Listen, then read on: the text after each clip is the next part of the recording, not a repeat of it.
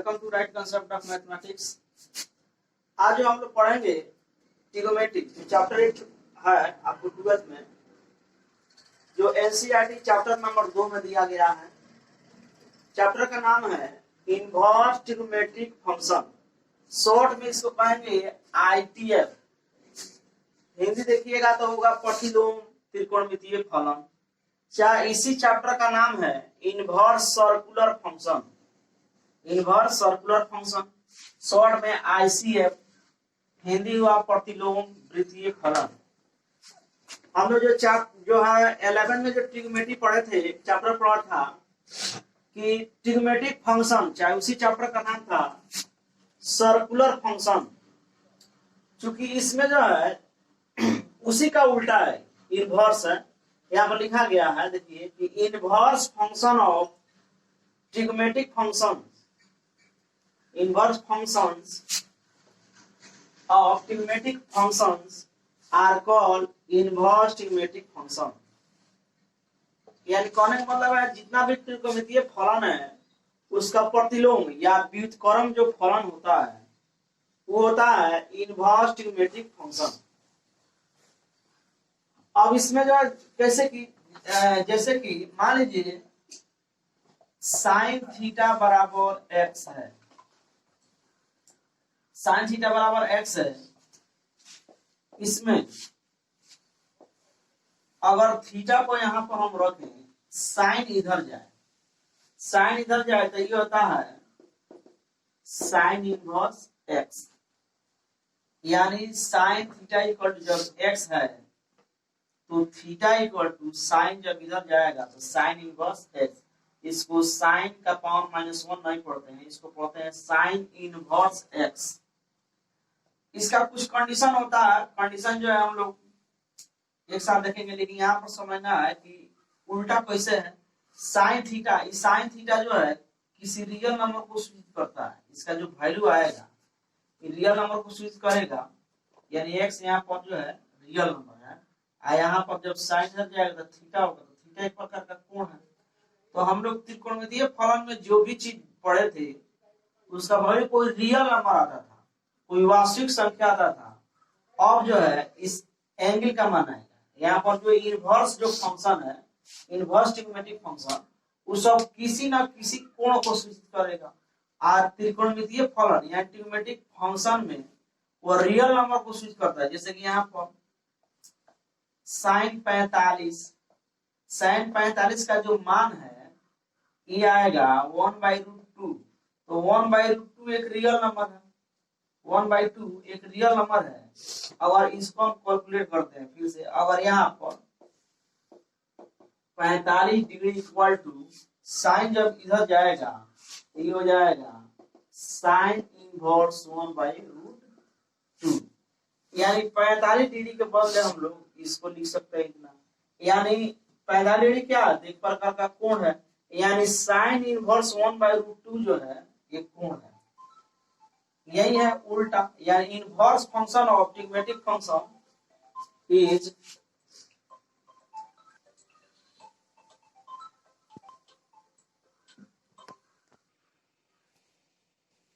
देखिए जो सिंबॉलिक रूप में हम लोग डिफिनेशन पढ़ेंगे 6 गो है। इसी को याद रखना, बेसिक चीज इसी में है, मेन चीज इसको याद रखना है। उसके बाद जो है हम लोग क्वेश्चन पर आएंगे। देखिए पहले जो है हम लोग एग्जाम्पल से समझा चुके हैं, जब डिफिनेशन दिए थे इसका, तब यहाँ पर जो है sine inverse x equal to theta, जब sine inverse x equal to theta है तो इसका उल्टा क्या होगा, एक्स इक्वल टू जब साइन इनवर्स जब इधर आएगा तो हो जाएगा साइन थीटा। लेकिन सिर्फ इतना ही नहीं, कंडीशन भी होना चाहिए कि जो थीटा है यानी जो एंगल है -π/2 से लेकर के π/2 के बीच में होना चाहिए। यानी 90 डिग्री, यानी -90 डिग्री से लेकर के 90 डिग्री के बीच में होना चाहिए। और जो एक्स है, एक्स का जो रेंज होना चाहिए -1 से 1 के बीच में होना चाहिए। तो यहाँ पर जो थीटा है, थीटा का जो वैल्यू आ रहा है, यानी इस फंक्शन का जो वैल्यू आ रहा है ये एंगल, यानी एंगल के बीच में आ रहा है यहाँ पर एक्स जो होना चाहिए यहाँ पर x जो है डोमेन कहलाएगा, यहाँ पर जो थीटा है, थीटा यहाँ पर रेंज कहलाएगा। यानी कहने का मतलब है जो ई जो पार्ट है इसी को कहते हैं हम लोग रेंज, आई है हमारा डोमेन। गौर से देख लेना। वैसा ही यहाँ पर ई हो जाएगा रेंज, ई हो जाएगा डोमेन, ई हो जाएगा रेंज, ई हो जाएगा डोमेन, सब में वैसा ही है। जहाँ पर थीटा वाला पार्ट है, थीटा वाला भाग रेंज है, एक्स वाला है जो डोमेन है। तो यहाँ पर sine theta equal to sine inverse x equal to theta, तो x equal to sine theta. और ये ध्यान में रखना है, इसको याद रखना ही पड़ेगा, ऑब्जेक्टिव पूछ देता है, चाहे क्वेश्चन बनाते समय जो है अगर याद नहीं रहेगा तो आंसर गलती भी आप लिख सकते हैं। इसलिए इन सबको याद रखना है, एक साथ लिखे हैं। थीटा जो होना चाहिए -90 से 90 के बीच में, एक्स का वैल्यू -1 से 1 के बीच में। वैसा ही कॉस इनवर्स थीटा रहे तो x equal to cos inverse जब रहेगा तो कॉस थीटा। यहाँ पर थीटा का जो मान है, इसका मान 0 से पाई के बीच में होना चाहिए, जिसमें 0 भी शामिल है, पाई भी शामिल है, और x का वैल्यू -1 से 1 के बीच में होना चाहिए। यानी साइन इनवर्स और कॉस इनवर्स का जो डोमेन है सेम है, रेंज अलग अलग है। tan inverse x equal to theta, तो x equal to tan inverse इधर आया था tan थीटा। यहाँ पर जो थीटा का मान है -90 से लेकर के 90 के बीच में, यहाँ पर एक चीज है मिस हो गया है।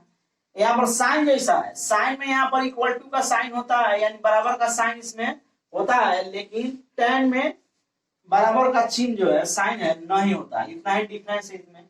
लेकिन जो डोमेन का बात कहा जाए, यानी x का वैल्यू रियल नंबर में कुछ भी हो सकता है, यानी -इन्फिनिटी से इन्फिनिटी के बीच में कुछ भी हो सकता है। वैसा ही कॉट जो है, कॉट इनवर्स थीटा, तो x का वैल्यू कॉट थीटा, और थीटा का जो वैल्यू है 0 से पाई के बीच में है, जिसमें 0 और पाई शामिल नहीं है। इसका जो है जो रेंज है कॉस जैसा है, लेकिन कॉस में क्या होता है, इक्वल टू का साइन शामिल होता है, और कॉट में इक्वल टू का साइन शामिल नहीं होता है।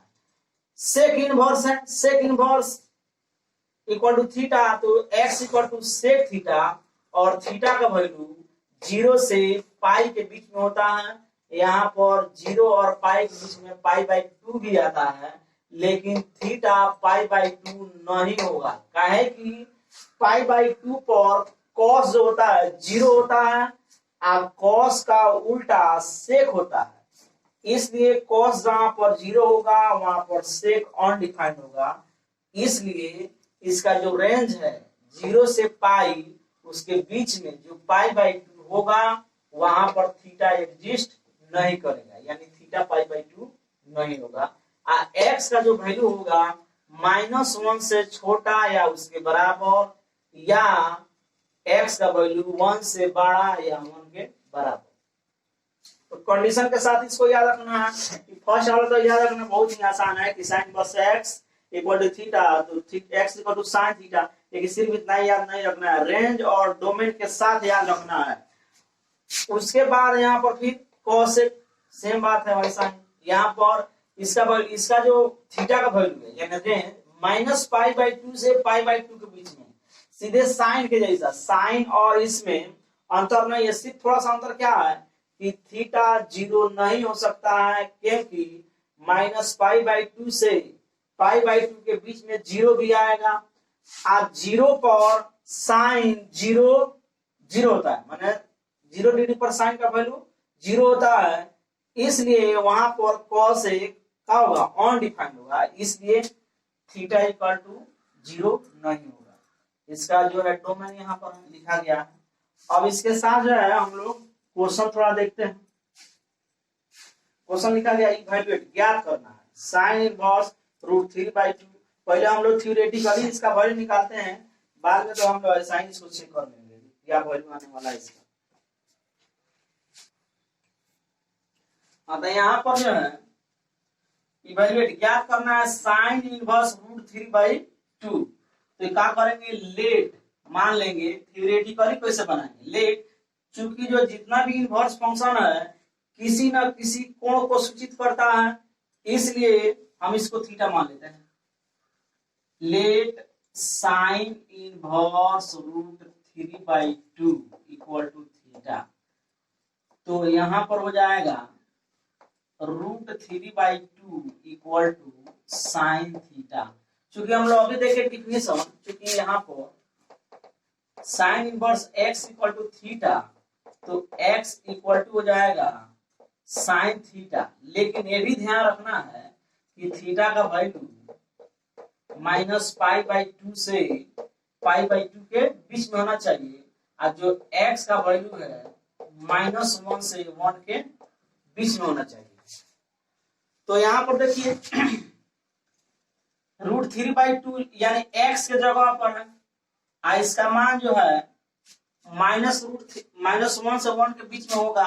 अब थीटा का जो वैल्यू हम लोग लाने जा रहे हैं इसमें होना चाहिए, इस रेंज में होना चाहिए। देखिए इसका अभी हो जाएगा साइन थीटा बराबर रूट 3/2, पक्ष को बदल दिए, यहाँ पर जाएगा साइन थीटा बराबर, इसको लिख सकते हैं साइन π/3। π/3 का मतलब है 60 डिग्री। साइन 60 का मान रूट 3/2 होता है। अब हो जाएगा थीटा इक्वल टू π/3। अब चूंकि देखिए, क्योंकि इसमें थीटा का जो वैल्यू, थीटा का वैल्यू देखिए, इसमें थीटा का वैल्यू -π/2 यानी -90 से 90 के बीच में होना चाहिए। तो जो π/3 यानी 60 डिग्री है, इस रेंज में आ रहा है कि नहीं आ रहा है, इसलिए यहाँ पर थीटा इक्वल टू π/3।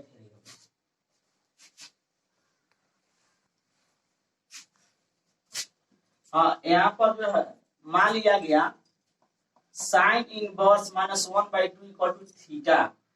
तो -1/2 इक्वल टू साइन थीटा, और उसके बाद साइन थीटा इक्वल टू -1/2, फिर sine theta equal to minus अपनी जगह पर रहेगा, आई हो जाएगा साइन π/6। π/6 का मतलब 30 डिग्री, और साइन 30 का मान 1/2 होता है। अब इसमें जो है फॉर्मूला तो यही है, डिफिनेशन। यहाँ पर जो है माइनस में नहीं है, और माइनस का कुछ काम करना होगा। तो क्या करेंगे, माइनस को जो है इसका काम तमाम करेंगे हम लोग रेंज को देखते हुए, यानी इसका रेंज जो -π/2 से π/2 के बीच में होता है। ऐसे रेंज को प्रिंसिपल वैल्यू भी कहते हैं हम लोग, प्रिंसिपल वैल्यू रेंज। तो इसलिए यानी थीटा का वैल्यू नेगेटिव और पॉजिटिव कुछ भी हो सकता है इसमें। यहाँ पर साइन थीटा को हम लिख देंगे साइन थीटा, यहाँ हो जाएगा साइन -π/6। और इस चैप्टर को पढ़ने के लिए 11 में जितना भी हम लोग कॉन्सेप्ट पढ़े थे लगभग सबको याद रखना होगा। अब इसमें कोई अंतर नहीं है, काहे कि sine minus theta minus sine theta होता है। इसी फॉर्मूला पर इसको जो है लिखा गया है, यानी साइन -π/3, इसमें कोई अंतर नहीं है। अब हम लोग क्या करेंगे, थीटा इक्वल टू -π/6 लिखेंगे। अब देखेंगे ये आंसर होगा कि नहीं होगा। तो देखेंगे रेंज जो होता है इसका एंगल का -90 से 90 के बीच में, यहाँ पर आया -30 यानी -π/6।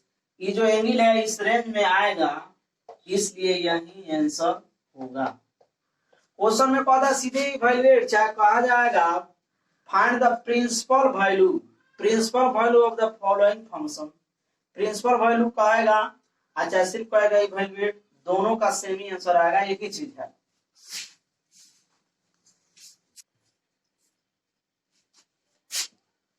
हाँ, इवैल्यूएट ज्ञात करना है। Solution, let cos inverse 1/2 equal to theta. तो यहां पर हो जाएगा cos थीटा, ऐसे डायरेक्टली लिखते हैं cos थीटा इक्वल टू 1/2। ये भी होना चाहिए कि cos का जो रेंज होता है यानी थीटा, इसका वैल्यू 0 और पाई के बीच में होना चाहिए। हम लोग डिफिनेशन में देखे थे, इसी को फॉलो करना है। अब ये हो जाएगा cos theta equal to cos pi by 3, यानी कॉस 60। कॉस 60 का मान जो होता है 1/2 होता है।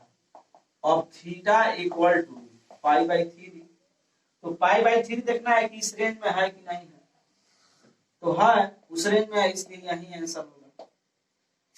अब सॉल्यूशन नंबर 2, सॉल्यूशन नंबर 2 में है लेट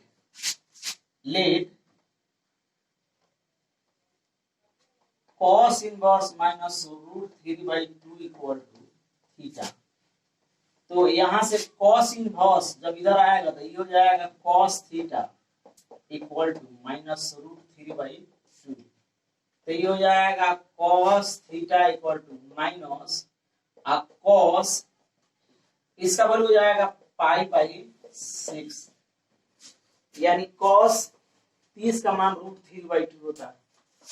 अब माइनस जो था यहाँ पर, माइनस साइन जब था तो माइनस को अंदर कर लिए थे, लेकिन cos जो है, cos के लिए हम लोग ऐसा नहीं करेंगे, काहे कि साइन का रेंज माइनस और प्लस दोनों होता है, यानी -90 से 90 के बीच में होता है, लेकिन cos का जो रेंज होता है 0 से पाई के बीच में होता है, यानी इसमें इसका मान निगेटिव होने का कोई मतलब ही नहीं है, यानी निगेटिव हो ही नहीं सकता है। यहाँ पर ले जाइएगा माइनस, ऐसे भी cos इसको खत्म कर देगा, माइनस जो, यानी cos माइनस थीटा ये होता है cos थीटा, इसलिए इस काम को नहीं करेंगे। तो cos के लिए कौन सा तरीका, इसके लिए हम लोग अपनाएंगे सप्लीमेंट्री रूल, यानी इसके लिए लिखेंगे cos पाई माइनस पाई/6। अब फॉर्मूला हम लोग देखे थे 11th में, cos पाई माइनस थीटा ये होता है माइनस cos थीटा। इसी सिद्धांत पर हम इसका काम करेंगे, तो इसलिए जो 11 का फॉर्मूला बहुत जरूरी है। अब यहां से कैलकुलेट करेंगे तो ये हो जाएगा cos थीटा, आप इनका जब घटाव करेंगे तो ये हो जाएगा cos 5 पाई/6। अब यहां से हो जाएगा थीटा इक्वल टू 5 पाई/6, और 5 पाई/6 का मान कितना हुआ, ऐसे ही हो गया 30 में 5 तो 150, यानी 150 डिग्री। तो 150 डिग्री इस रेंज में आएगा कि नहीं आएगा, इसका रेंज है 0 से 180, तो 150 इसमें आएगा, इसलिए यहाँ पर थीटा का वैल्यू 5 पाई/6 होगा।